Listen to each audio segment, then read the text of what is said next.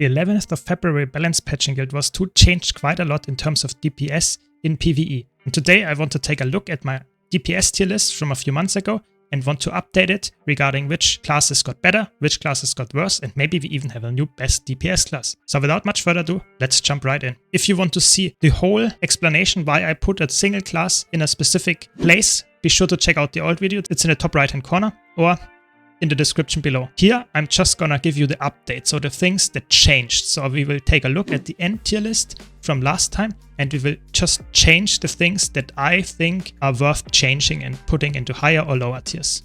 So with that out of the way, let's start. Thief is really boring. Nothing changed there. It's completely the same, so we can't change anything. So all the elite specs of Thief are staying where they are. The same goes for Necromancer actually. Necromancer did get some nice changes, quality of life wise regarding Greatsword, for example, with some angle adjustments of the cone. That doesn't lead to anything big, so still the same placements that I had there. Now we get into some more spicy stuff.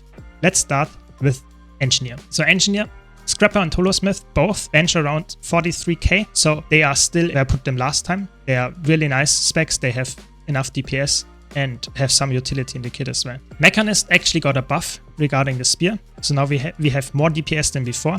Condition Mechanist, which is quite a hard build to play at the highest level, reaches 45k as a DPS build. This is really, really high and one of the highest benches in the game. So I would say it's a very good build still, or even better than before. So you can play in some kind of easy variant with less kits, and you can play some really hard variant with a lot of kits. And I would say that's a very good point, that you have a build that is quite easy to play and a little bit less DPS, and you have a really high-end build that does a lot of DPS. So in my opinion, Condimec definitely still in A tier, in the highest placement of A tier actually. So let's then take a look at Revenant. So Revenant, Vindicate and Renegade, I would say nothing changed in that regard, so I would still leave them where they are. They are DPS builds, yes, but they don't bring a lot of other utilities, so nothing too crazy, and the DPS is not that high. Let's take a look at Herald. They actually buffed DPS Herald by nerfing Quickness Herald. So we talk about Quickness Herald in another tier list, but the DPS Herald is now actually doing somewhat decently. It is still way underperforming regarding to other builds in the terms of benchmarks. So DPS Herald with swords only and staff in the other hand, so just for CC, which is the typical build that you would run and not the Greatsword one, even though the Greatsword one would be a little bit more DPS, but it's not as utility focused. So you get 36.7k DPS, which is almost 9k DPS less than the top DPS, and still worth running. I would still leave it where it is, so nothing changed there as well. So until now we don't have any changes. Let's talk about stuff that actually really changed the placements. So let's talk about Mesmer. So Mesmer, Chronomancer in my opinion, was never in a good place to start with, because it has as the only power build that actually has a ramp up time, because of the Phantasm spawning and despawning and stuff. So it's never was a really good build, but with the spear and the dagger nerfs, the build get actually worse in DPS and is still not that crazy. So I would say as a DPS class, I would put Chronomancer now in a lower tier. So I would put it in C tier. I would say Mirage actually gets higher now, because Mirage now reaches benches of around 43k DPS. So the 43k is a really nice number for a power build. However, it's not as easy to play as, for example, a power word. From the utility and the ease of use, it's still not perfect. It's still not as good as a power word, for example. That's why I would put it in high B tier for now. Regarding Virtuoso, we got big nerfs to Condivert and Power Word. They now have less DPS. So, like I said, there were spear nerfs and dagger nerfs. So now Power Word benches around 43k. This is lower than before, but it's still in a very solid spot, especially because you have some nice range DPS as well, and you can bring some nice utility with portals if you need to, because you are not completely locked into your utility skills. You can also bring more, so I think it's a really nice flexible build still. So I would still leave Virtuoso from the power department in a high tier like S tier for now. The Condivert build lost quite a bit of DPS now, so it's now at 39.7k, which is not as high compared to the other Condi on power builds actually that are performing really highly, but it still has the advantage of having some nice health heal, having nice defensive capabilities with distortion. Of course, that has the power word as well, but you also have some nice range DPS. So I would say it's still a very nice progression build. You have Condi and power word, and so you have a nice option there again, and the builds are not too hard to play, so I would actually, even after the nerfs, still leave Virtuoso in S tier. Now let's take a look at Elementalist. Elementalist got some really hard nerfs with Scepter and Fresh Air, for example. So the Scepter build is dead. The Tempest Scepter build is dead, and that's why I would put it in a lower tier now. So I would put the Tempest build now in low or medium A tier. The reason for that is it's still playable, but not with Scepter. You play it, for example, with Hammer, or you can even play some really fancy build with Sword, but typically you play with Hammer and you reach around 44k DPS. So it's still a very sizable number, but it's way harder to play in my opinion than Scepter build. The Scepter build was really easy and really straightforward, and you don't have that much utility, so I wouldn't put it higher than A tier anymore. When it comes to Weaver and Catalyst, that did not really change that much. I would say Catalyst is still a very good DPS build, that's why I would leave it in A tier. And Weaver is still very hard to play, or at least somewhat hard to play, and not really having any utility doesn't help it. And the DPS is not that crazy that you can really afford to go for something like that squishy. So in my opinion, Weaver still stays in C tier. Let's now take a look at Warrior. So Warrior, I would say we got some nice changes to Bladezone. Bladezone now benches at 43.7k DPS, which is a very respectable number. It's still not, in my opinion, a very good DPS build. Even though it has a nice damage number, it is still rooting you in place. So it's something that you don't want in a lot of encounters just because you have to be mobile. That's how Guild Wars 2 works. So I would say it's still not the perfect DPS build, but it has some nice value, for example, in phasing bosses. For example, in Fractals, it can work out very decently if you know what you're doing.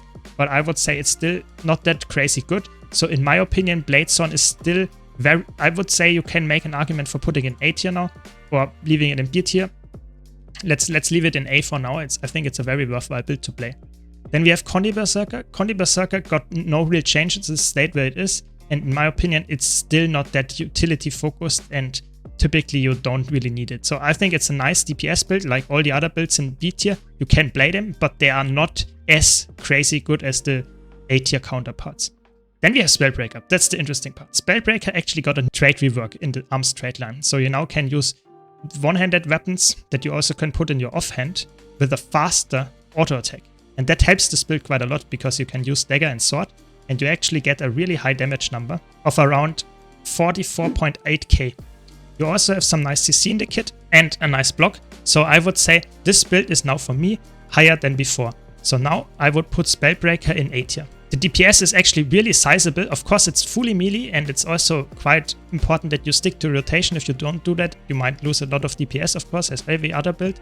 So it can be quite nasty if you have to go on, do a mechanic and go for range and stuff, because then you lose 100% of your DPS, so that's not that nice.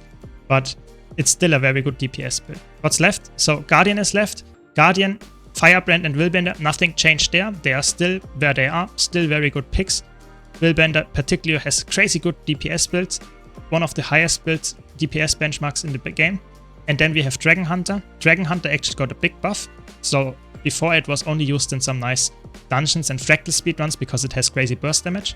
But now it actually also has some nice sustained damage, which is obviously something that we really want. You now can use 3 variants. So you can use Longbow, which benches around 43.2k DPS. You can use Spear with Radiance, is the typical build that you used before, which is around 42.3k. Or you can use the Spear with Virtues, which is a really aggressive variant and is heavily reliant on the boons that you have and also H's. So not that classical useful in most encounters because you get stripped from H's quite easily. But if you can upkeep it, 45k is really, really good. So you have a lot of variants there that you can play. It's really good, and I would say it's because of the inherent Guardian utilities, like able to give stability, have nice CC with Sanctuary. You also have potentially a block in your kit with your F3 all the time. It's a really nice build, and I would put it for that reason actually nowadays into low S tier. You could make an argument for putting in higher A tier. I'm just saying now with the buffs it feels like it's a very good build. And then the last spec that is left, we have Ranger. So Ranger has 3 specs that are in A tier previously, but I would say I rated Druid too highly. Even though there were no changes to it, I would put Druid now at the lowest of B tier, maybe even in C tier. It's not as good. You don't really play a conditioned Druid. For Untamed and Soul Beast, it's interesting. They both now get to use Spear. So you can now use Untamed with a Spear, which reaches around 45.3k sustained DPS. Really, really good. In contrast to with Sword, it's 43.3k. So you have 2k more DPS with Spear. It's really, really good. Soul Beast has a Condi build that reaches only 41k. Not that great. But the power variant with Spear is the same benchmark number around as Untamed. So 45.3k. It's really, really high. The highest benchmark, I think, with power build currently. And you can also play a hammer build with 42.8k. So you see Spear is really helping Ranger there quite a lot. So in my opinion, you can make an argument for putting both in high A tier or putting them in S tier. This is both totally valid to make. I would say from the perspective that Untamed is easier to play, you can make an argument to put it in S tier. It also has some nice stability and quickness access in its kit. But I would say typically I would rather have a Soul Beast for most fights because when there are phases, and there are a lot of phases in Guild Wars 2 encounters, especially in Fractals and stuff, the burst damage of Soul Beast is unrivaled. There is no build that can actually get higher burst damage than Soul Beast, and that's the reason why I would put it in S tier now.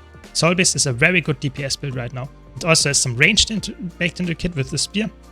So I would say those three, Soul Beast, Dragon Hunter, and Untamed, can be at lowest of S tier or highest of A tier. They are really, really useful in that sense.